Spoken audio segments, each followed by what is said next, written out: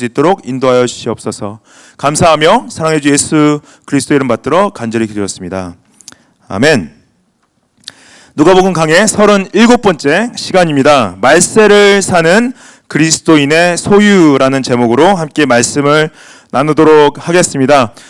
이 누가복음 12장 전체가요, 예수님께서 마지막 유월절을 보내시기 위해서 예루살렘으로 가는 길 중간에 가르치신 일인데, 특별히 12장은 마지막 때를 사는 성도들을 향해서 어떠한 자세로, 어떠한 태도로, 어떠한 마음으로 살아가야 될지를 다루시고 계십니다. 그래서 지난주에 저희가 1절부터 12절까지 해서 예수님께서 마지막 때를 사는 그리스도의 성도들이 예수님 안에서의 정체성을 가지고 어떻게 살아갈지에 대해서 말씀을 드렸습니다. 그래서 예수님께서 사람들 앞에서 너희들이 내가 그리스도됨을, 내가 주인됨을 시인하면은 내가 하나님의 보좌 앞에서 내가 너희들이 나의 사람임을 시인할 것이다. 그 성령을 모독하지 말고 오직 그리스도를 선포하라 말씀을 하셨죠.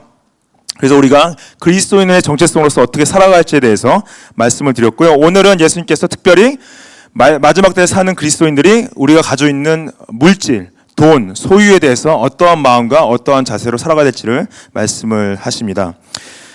13절 말씀 보시면요, 무리 중에 한 사람이 이르되 선생님 내 형을 명하여 유산을 나와 나누게 하소서 그러죠. 그래서 1절부터 12절까지는요 예수님께서 그 전에는 바리새인들과 율법학자한테 말씀하시고, 이제 12장에서 들어와서 예수님께서 제자들에게 따로 말씀을 주신 다음에 다시 모인 무리들에게 자신의 시선을 돌리시고 그 무리 중에 한 사람이 나와서 예수님께 질문하는 장면이 나옵니다. 근데 이 사람이 나와서 물어보는 것은 형과 재산을 분배해야 되는데 예수님 분배하는데 불공평한 것이 있습니다. 불공정한 것입니다. 나를 좀 도와주십시오. 그러는 거예요. 당시 유대인들은 형제가 2명이면요 유산을 반반씩 나누지 않았습니다. 형한테 3분의 2가 가고 동생한테 3분의 1이 갔어요. 근데 그 과정에서 이제 명확하지 않거나 잘못된 일이 있으면은 유대인들이 랍비들한테 가서 이것을 의의를 제기하고 도와달라고 요청을 했습니다. 근데 예수님께서 지금 당시 명성이 있으시고 사람들의 앞에서 굉장히 큰 권위를 보이시니까 이 사람이 예수님께 도움을 요청한 거죠. 내 형과 지금 유산을 나눠야 되는데 예수님 도와주십시오. 예수님께서 이 사람한테 뭐라 그러시면요, 14절에 이르시되 이 사람아 누가 나를 너의 재판장이나 물건 나누는 사로 세웠느냐 그래서요. 예수님께서 그걸 안 해주겠다고 하시는 겁니다. 왜 도와줄 수 있는데 왜 굳이 예수님께서 도와주지 않으시겠다고 하시나. 예. 이것은 예수님께서 이 세상사나 어떤 세상의 윤리적인 문제나 사회적인 문제에 있어서 무관심하다는 부분이 아니라 당시 이 사람의 마음을 보신 건데, 예수님께서 이 사람 마음에 있는 그 욕심을 보신 것도 있고요. 더 중요한 것은 예수님의 지금 사역 자체가 영적인 문제를 다루고 있는데 이 사람이 예수님 앞에 나왔을 때 어떠한 자세로 나왔냐? 나의 물질적인 문제를 해결해 주십시오 하고 나온 거예요. 예수님은 분명히 오셔서 하나님 나라를 선포하고 죄의 사함과 영원한 생명에 대해서 선포하고 계신데 이 사람의 관심은 영적인 관심이 없고 육적인 게 관심이 있다는 거죠. 그래서 예수님께서 이 사람에게 이제 이 사람의 이러한 구함을 이제 마음을 본 거죠. 마음을 보시고 이렇게 말씀하십니다. 15절 말씀에 그들에게 무리들에게 이르시되 삼가 모든 탐심을 물리치라 사람의 생명이 그 소유에 넉넉한 데 있지 않다 말씀을 하시는 거죠. 이 사람은 지금 이 사람이 나온 것은 예수님께 나온 목적이 영적인 문제 있지 않고 육적인 문제 있고 돈에 관심이 있기 때문에 돈에 관심 있는 것을 보시고 그 마음 가운데 탐심이 있다 말씀하시는데, 성경은 탐심을 이제 여러 가지로 정의를 내리고 있습니다. 예를 들어서 시편 39편에 보면은 어리석은 행위로 말씀하시고요. 하박국에 보면은 항상 불만족하는 것도 탐심이라고 표현하시고, 디모데 전서에 보면은 탐심을 모든 악의 근원이다 말씀을 해주시고요. 골로새서에 가면은 탐심은 땅에 속한 것이고 탐심은 우상 숭배다 이렇게 말씀을 하세요. 그래서 예수님께서 사람의 생명이 소유에 있지 않다 하는 건 뭐냐? 이 사람이 지금 나왔을 때 이 사람의 생명이 관심이 물질에 있지 않고 영적인 것에 있어야 된다 그 말씀을 하시는 거죠. 그래서 특별히 예수님께서 이 사람이 가지고 있는 그 탐심을 다루시기 위해서 우리의 생명이 소유의 넉넉함에 있지 않고 영혼에 달려 있음을 가르치기 위해서 비유를 주십니다. 그 비유로 부자의 비유를 주시는데 16절부터 22절까지 나오는 부자의 비유를 통해서 예수님께서 물질에 대한 탐심을 경계시키시는데요. 16절 말씀 보시면은 또 비유로 그들에게 말하여 이르되 한 부자가 그 밭에 소출이 풍성함에 심중에 생각하여 이르되 내가 곡식 쌓아둘 곳이 없으니 어찌할까 그래요. 그래서 여기서 나온 부자는 부정한 방법으로 소득을 취한 부자가 아닙니다. 그 정당한 소출을 했고 그리고 또 그 소출이 많은 거죠. 와, 지금 비즈니스가 너무 잘 돼요. 너무 많은 게 들어오고 있어. 많은 게 쌓이고 있어. 근데 이걸 내가 다 담아낼 수가 없어. 어떻게 해야지? 그런 이제 생각을 가지고 있는 거죠. 16, 18절 말씀 보면 이제 이 사람이 해결책으로 어떻게 하냐? 내가 이렇게 하리라. 내 곳간을 헐고 더 크게 짓고 내 모든 곡식과 물건을 거기 쌓아두리라 그래요. 그래서 이 부자가 해결책을 찾았습니다. 내가 지금 창고가 있는데 이 창고가 너무 작아. 그러니까 창고를 허물고 창고를 더 크게 지어야지 해결책을 말한 거죠. 예수님께서 이 말씀하실 때 오해하지 말으실 게 뭐냐면 예수님께서 우리가 사업을 하는 걸 반대하시거나 아니면 지혜롭게 비즈니스를 하는 것 자체를 반대하시는 것이 아닙니다. 재산을 축적하는 것 자체를 반대하시는 것이 아니라 이 부자가 가지고 있는 목적과 이유가 그 다음 절에 나오는데 그거를 반대하시는 거예요. 19절 말씀 보시면은 이 부자가 자신한테 말합니다. 내가 내 영혼에게 이르되 영혼아 여러 해 쓸 물건을 많이 쌓아두었으니 평안히 쉬고 먹고 마시고 즐거워하자 그래요. 놀랍죠? 이 부자의 가지고 있던 이 소출이 많아지고 많은 것들이 들어왔을 때 자신이 갖고 있던 창고를 허물고 새로 크게 짓는 목적이 뭐였냐? 자신의 영혼의 쉼에 있었다고 얘기를 해요. 물건을 많이 쌓아뒀으니 내가 이제 즐기자, 내가 먹고 마시자, 평안히 쉬자 하는 거예요. 그래서 예수님께서 이 부자 예를 드셨을 때 뭐냐?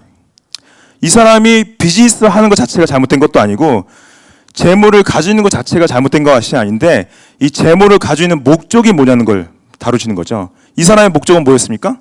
이 부자의 목적은 자신의 삶을 안정케 하고 즐기고 누리고 먹고 마시자는 건데 결국에는 그것이 자신의 영혼의 문제를 해결했다라고 말하는 거예요. 소유가 넉넉한 것이 나의 영혼의 문제를 해결했다 생각하는 것 자체를 예수님께서 다루시는 거죠. 20절 말씀에 비유가 아직 진행이 되고 있습니다. 비유 가운데 하나님이 이르시되 어리석은 자여 오늘 밤에 내 영혼을 도로 찾으리니 그러면 내 준비한 것이 누구의 것이 되겠느냐 그래요. 그래서 예수님 비유 가운데서 하나님께서 이 부자에게 너는 어리석다. 왜 어리석냐? 내가 내 영혼을 취하면은 너가 가지고 있는 그 모든 소유가 누구의 것이 되겠느냐? 그렇기 때문에 어리석다 하시는데 이 성경의 이 주석가들이요, 이 부자의 어리석음을 네 가지로 이제 해석을 하는데 첫 번째 어리석음은 뭐냐면은 이 부자가 첫 번째로 물질에 대한 지나친 집착이 있었다 얘기를 합니다. 그리고 두 번째로는 이 물질을 맡은 자로서의 청지기적인 의식을 결여했다 말하고요. 세 번째로는 물질을 주신 하나님께 감사하는 태도가 없었다 말하고 마지막으로는 그 물질로 자신의 영혼의 문제를 해결하려 했다. 이 네 가지로 이제 해석을 합니다. 그래서 물질을 자신의 정체성을 물질에 둔 거랑 두 번째로 물질 주신 분에 대해서 그 물질을 사용한 데 있어서 어려운 사람을 도와주거나 다른 사람 돌아보는 데 쓰지 않고 본인 자신만 위해서 쓴 거고요. 그리고 또 주신 분에 대한 하나님께 대한 감사가 없었고 중요한 것은 자신의 영혼의 문제가 가지고 있는 물질을 해결했다고 생각을 한 거죠. 그래서 하나님이 뭐라 하십니까? 오늘 밤에 내 영혼을 도로 찾아간다 그래요. 도로 찾아간다는 의미가 무슨 의미가 담겨 있냐? 그 사람의 생명도 자신의 것이 아니라 하나님의 것임을 말씀하시는 거예요. 하나님께서 주신 생명이기 때문에 하나님께서 걷어가신다. 근데 잘 생각해 보면요, 그 사람이 가지고 있는 모든 소출, 물질도 다 하나님께서 주신 것이고 하나님이 원하시면 다 걷어갈 수 있다고 말씀하시는 거랑 똑같습니다. 그래서 예수님께서 뭐라고 하시냐면은 21절 말씀에 자기를 위하여 재물을 쌓아두고 하나님께 대하여 부요하지 못한 자가 이와 같으니라 그래요. 그래서 분명히 말씀하시죠. 이 부자가 잘못한 건 뭐냐면 재물 자체가 잘못된 것이 아니라, 재물을 가지는 것 자체가 잘못된 것이 아니라 재물을 가지고 있는 목적이 자신에게 있었다는 거죠. 하나님께 있는 사람은 하나님께 있던 사람은 자신을 위해서 그 물질을 쓰는 것이 아니라 하나님의 영광을 위해서 쓰는 것을 말씀을 하시는 거죠.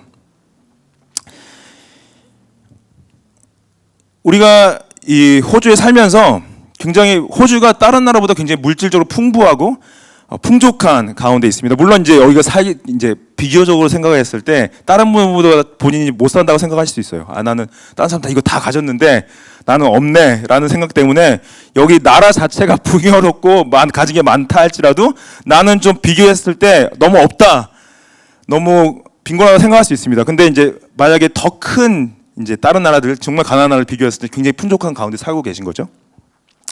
그리고 이제 전체적인 문화 자체가 뭐냐면은 열심히 벌고 열심히 누리는 문화입니다. 그렇죠? 그래서 벌고 우리가 이제 번 돈으로 집을 살 수도 있고 차를 살 수도 있고 자녀 양육하는 데 투자할 수도 있고 뭐 주식에 투자할 수도 있고 뭐 여행을 갈 수도 있고 맛있는 음식을 먹을 수 있고 누릴 수 있는 환경이 너무 잘 돼 있죠. 그래서 세상은 우리한테 뭐라고 하냐? 열심히 벌어서 열심히 누리고 열심히 즐겨라 얘기를 하죠. 근데 예수님은 우리 열심히 벌었는데 왜 예수님, 내가 열심히 벌었는데 왜 내가 충분히 누리지 못합니까? 왜 즐기지 못합니까? 그렇게 말할 수 있죠. 안 그랬습니까? 내가 열심히 일들 하셨잖아요. 그래서 내가 열심히 벌었는데 내 번만큼 누리고 즐기고 먹고 마시고 잘 살아보자 하는 게 왜 잘못됐습니까? 라고 말씀 드릴 수 있죠. 내가 번 돈 내 인생을 위해 쓰는데. 근데 예수님이 뭐라고 하시냐면은, 그러면 이 부자와 별반 다른 바 없다 말씀하시는 거예요.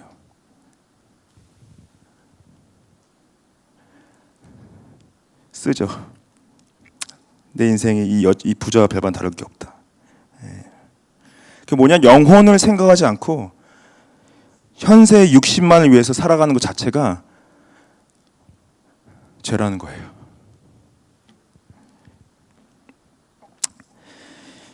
그게 우리가 모으는 데 집중하고 어떻게 사용하는지에 대한 고민이 우리 삶 가운데 분명히 있어야 된다는 거죠.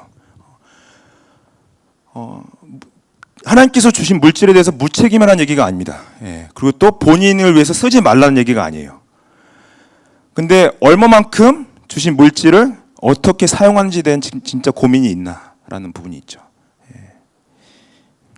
그리고 예수님께서 우리에게 원하시는 건 뭐냐면은 물질에 대한 관심보다 영혼에 대한 관심을 더 갖게 원하시는 거예요. 특별히 영혼의 양식에 대한 관심, 말씀, 하나님의 말씀. 그리고 또 이런 육적인 집보다 영혼의 집에 대한 관심. 영혼의 집이 무엇입니까? 하나님의 나라. 우리에게 준비하신 그 나라 가운데 있다는 거죠. 그러면 우리가 이렇게 질문할 수 있어. 하나님, 나 그래도 힘든데, 내 삶이 없어서 힘든데, 너무 괴로운데, 이건 너무 가혹한 거 아십니까? 아니, 그런데 예수님께서 뭐라 그러시냐면요, 염려하지 말래요. 무서워하지 말래요. 22절 말씀에 제자들에게 이르시되, 그러므로 내가 너희에게 이르노니 너희 목숨을 위하여 무엇을 먹을까, 몸을 위하여 무엇을 입을까 염려하지 말라. 목숨이 음식보다 중하고 몸이 의복보다 중요하지 않다. 중하니라. 말씀하시죠. 이게 뭐냐면 제자들에게 이제 다시 말씀하시고, 무리에게 말씀하시다가 이제 다시 제자들에게 말씀하시는데, 제자들은 이때 염려하고 있었습니다. 가진 게 없었어요. 예수님을 따르는데 어쨌든 먹을 것도 없고 입을 옷도 없었습니다. 그래서 걱정하고 있었죠. 근데 예수님께서 뭐라고 하시냐면은 걱정하지 말라, 염려하지 말라 하시는 거예요.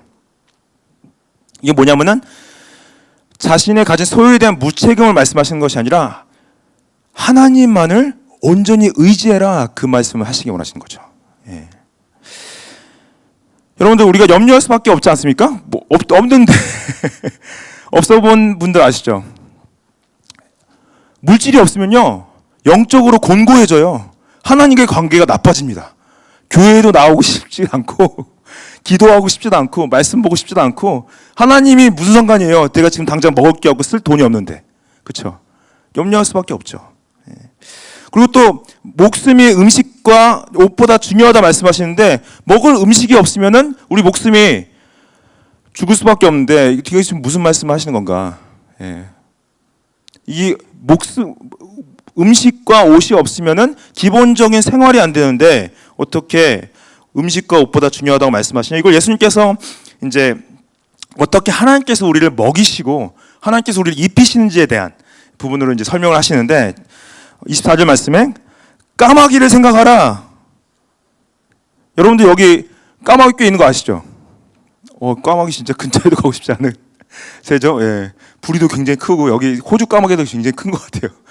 무섭고. 예. 까마귀를 생각하라. 심지도 아니하고 거두지도 아니하며 골방도 없고 창고도 없으되 하나님이 기르시나니 너희는 새보다 얼마나 더 귀하냐. 여기서 하나님이 기르시나니를 영어로 보시면은 yet God feeds them. 하나님이 먹이시나니라는 표현이에요. 까마귀는요 특별히 이스라엘 사람들은 혐오하는 새였습니다. 왜냐? 까마귀가 시체를 먹기 때문에. 시체는 부정하다 생각했고 시체를 먹는 새는 부정한 새였어요. 그래서 혐오하는 새였습니다. 지난주에 이제 예수님께서 세상을 두려워하지 말라고 하셨을 때 어떤 새를 드셨죠? 참새를 드셨죠. 참새는 가치 없는 새긴 하지만은 부정한 새는 아니었어요. 근데 여기서 까마귀를 들었을 때 이 시체를 먹는 부정한 새를 하나님께서 먹이신다. 하물며 너희는 먹이지 아니하시겠느냐 말씀하시는 거예요. 여기서 보면은 까마귀가 노동도 하지 않고 창고도 없고 하지만은 먹이신다. 그래서 이걸로 생각했을 때 우리가 여러분들 일하지 말라 말씀하시고요. 쌓아두지 말라 말씀하시는 게 아닙니다. 하나님만을 의지하라는 말씀을 하시는 거예요. 그래서 25절 말씀 보시면 너희 중에 누가 염려함으로 그 키를 한 자라도 더할 수 있느냐. 그렇죠. 우리가 뭐 아무리 걱정한다고 저희 키가 한 자라도 자랄 수는 없죠. 예. 그리고 또 우리가 아무리 걱정을 한다고 우리의 생명을 연장할 수는 없다는 말씀입니다. 인간의 한계를 말씀하시는 거죠. 우리가 아무리 걱정하고 아무리 계획하고 얼마리 노력한다 해도 여러분들이 정하신 하나님의 때를 여러분들이 바꿀 수는 없습니다. 오늘 그때면 오늘 불려가야 되는 거예요. 그리고 염려하는 게 죄라고 말씀하시는 게 아니라 하나님을 의지하지 않는 게 죄라고 말씀하시는 겁니다. 그래서 까마귀를 들어서 먹이시는 걸 말씀하셨고요. 백합화를 들여서 입히시는 걸 말씀하세요. 27절 말씀에 백합화를 생각하여 보라. 실도 만들지 않고 짜지도 않았다. 실도 만들지 않는다는 건 이제 옷감을 만들 수도 없고 짜질 수도 없다 말씀합니다. 그러나 내가 너희에게 말하노니 솔로몬의 모든 영광으로도 있는 것이 이 꽃 하나만큼 훌륭하지 못하였느니라. 솔로몬이 영광은 뭐냐면 솔로몬이 이스라엘 역사 가운데 가장 부한 왕이었고 가장 좋은 옷을 입은 왕이었습니다. 가장 좋은 옷을 입은 왕보다 이 백합화가 더 멋있는 영광의 옷을 입고 있다. 하물며 너희는 입히지 않으시겠느냐 말씀하시는 거죠. 28절 말씀에 오늘 있다가 내일 아궁이에 던져지는 들풀도 하나님께서 이렇게 입히시는데 하물며 너희일까 보냐. 믿음이 작은 자들아 말씀하시죠. 그래서 들풀이 내일 던져진다는 것은 이 들풀이의 인생이 얼마나 짧은지를 얘기하고 인간의 인생은 얼마나 더 긴지를 말씀하시는데 믿음이 작다는 건 뭐냐면은 믿음이 있긴 있는데 믿음이 작다는 걸 말씀을 하세요. 이 제자들에게 이제 말씀하시는 건데 제자들의 믿음은 뭐였냐? 제자들의 믿음이 예수님을 향한 믿음이 있었는데 왜 작다고 표현하셨냐? 지금 예루살렘에 이 마지막으로 예수님을 가는 가운데 제자들의 마음 상태가 어떤지 여러분들 제가 여러 번 말씀드렸는데 이 마음 상태는 뭐냐면요. 어떠한 걱정과 염려 가운데 있냐? 예수님께서 예루살렘에 들어가시면은 예루살렘을 뒤집어 엎고 메시아가 되셔서 로마를 밀어내고 이제 왕권을 잡으실 텐데 내가 어떤 자리에 어떻게 올라갈 수 있을까 염려를 하고 있었어요. 내가 어떤 자리를 주실까? 오른쪽을 주실까? 왼쪽을 주실까?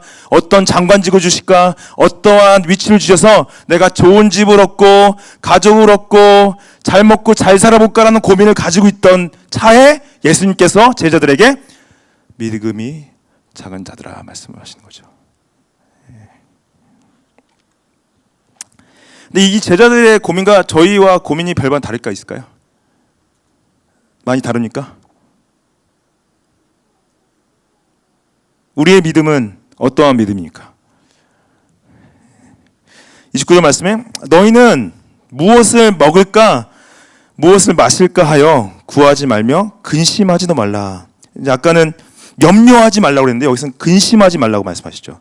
이 모든 것은 세상 백성들이 구하는 것이라. 그래서 세상 백성들이란 믿음은 작지만은 작은 믿음을 가진 자들은 믿는 자들이고요. 세상 백성들은 믿지 않으려는 자들, 하나님과 상관없이 사는 사람들, 예수님을 따르지 않는 사람들을 세상 백성들이라고 하는데 그 사람들이 구하는 것이 무엇을 먹을까, 무엇을 입을까라는 근심이라는 거죠.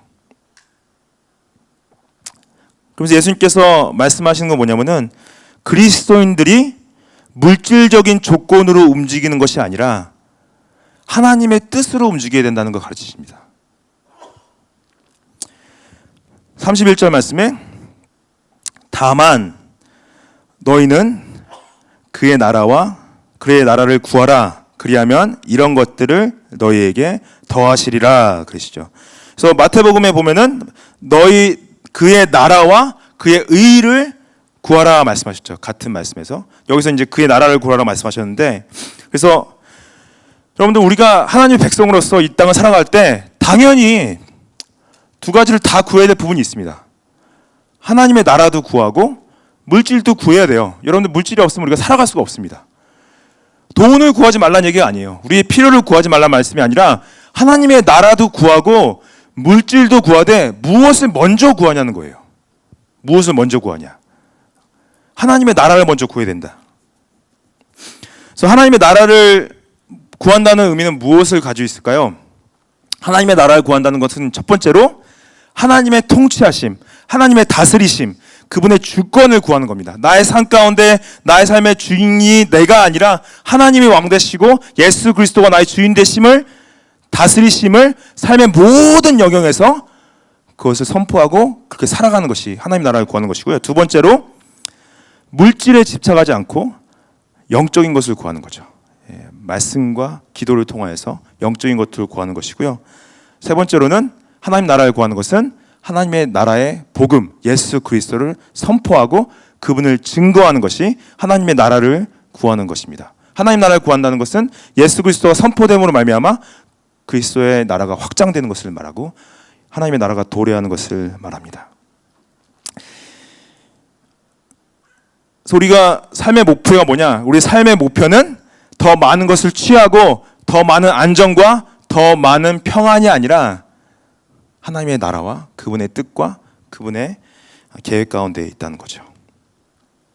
32절 말씀에 적은 무려 무서워 말라. 너희 아버지께서 그 나라를 너희에게 주시기를 기뻐하시느니라. 그래서 적은 무리라는 표현은요, 당시 수많은 사람들이 모인 무리 중에 그리스도를 따르는 사람들이 적은 무리였다는 거죠. 그 적은 무리요, 처음에는 염려하지 말라, 두 번째는 근심하지 말라, 세 번째는 무서워하지 말라. 무서워하지 말라는 표현은 뭐냐면은 앞으로 있을 핍박과 고난과 괴로운 가운데서도 너희들이 두려워할 필요가 없다, 무서워할 필요가 없다. 내가 너희와 함께하고 하나님이 너가 하나님의 나라를 구하고 그분의 의를 구할 때 그 모든 것을 더하실 거기 때문에 두려워할 필요가 없다, 괴로워할 필요가 없다, 걱정할 필요가 없다. 여러분들 우리는 뭡니까? 매일 걱정해요, 매일 염려해요, 매일 괴로워요. 왜 하나님께서 나한테 더 주지 않으시지? 더 채워주지 않으시지? 왜 나의 삶에 나를 더 즐기고 더 먹고 더 행복하고 더 즐겁고 나를 위해 살기 원하는데 하나님은 왜 더 주지 않으시지? 그게 아니라 그 전에 하나님의 나라를 구하라, 하나님의 의를 구하라, 하나님의 복음을 구하라 말씀하십니다.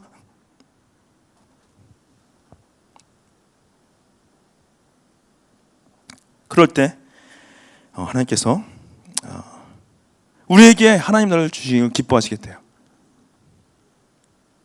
우리에게 하나님의 나라를 주시기를 기뻐하시겠대요. 여러분들 무엇 때문에 고민하십니까? 무엇 때문에 걱정하세요? 무엇 때문에 괴롭습니까? 우리 영혼의 죄악 때문에 괴로우세요? 하나님의 뜻에 따르지 않고 그분의 뜻에 순종하지 않기 때문에 괴로우십니까? 아니면은 이 세상에서 내가 충분히 즐기지 못하고 충분히 먹지 못하고 충분히 입지 못하기 때문에 괴로우세요?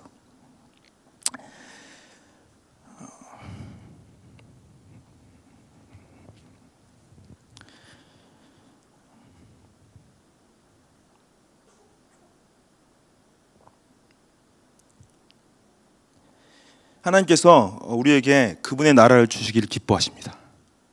우리가 그분의 나라를 구하기 원하세요.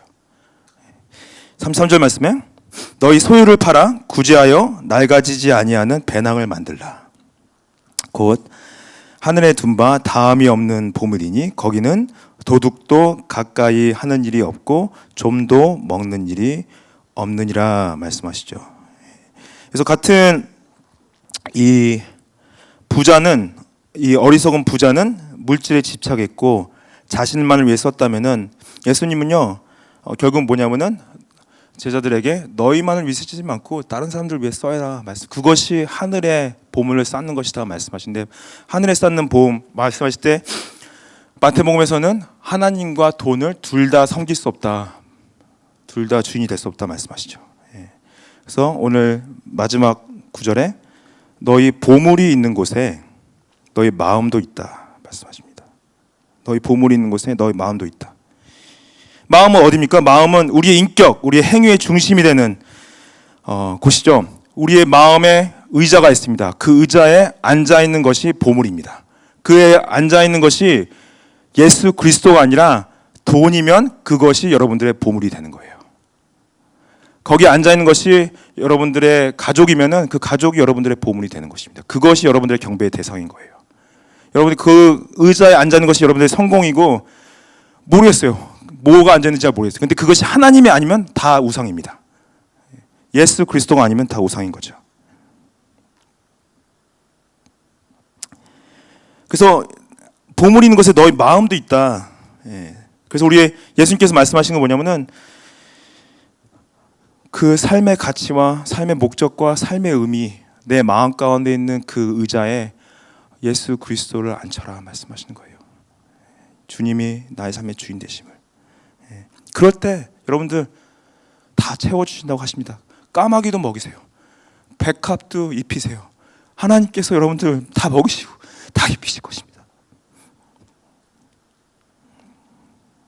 잠언 말씀 보시면은 잠언 4장 23절에 모든 지킬 만한 것 중에 더욱 내 마음을 지키라. 생명의 근원이 이에서 남이니라. 내 마음을 지킨다는 건 뭡니까? 생명의 근원이 거기서 나는데요. 내 마음을 지킨다는 건 뭐냐면 내 마음이 계속 예수님 말고 다른 거를 섬기기 원해요. 여러분들 가장 큰 건 뭔지 아세요? 여러분들 마음에 예수님 대신 자신이 앉아 있는 겁니다. 내가 내 삶의 주인인데 예수님이 무상관이야. 내 시간의 주인, 내 물질의 주인 다 난데 예수님이 무상관이야 하는 거죠. 그래서 내 마음을 지킨다는 거는 내 마음의 주인이 예수 그리스도 되심을 지키는 거고요. 그것이 우리의 생명의 근원이 될 수밖에 없습니다. 같이 기도했으면 좋겠는데요.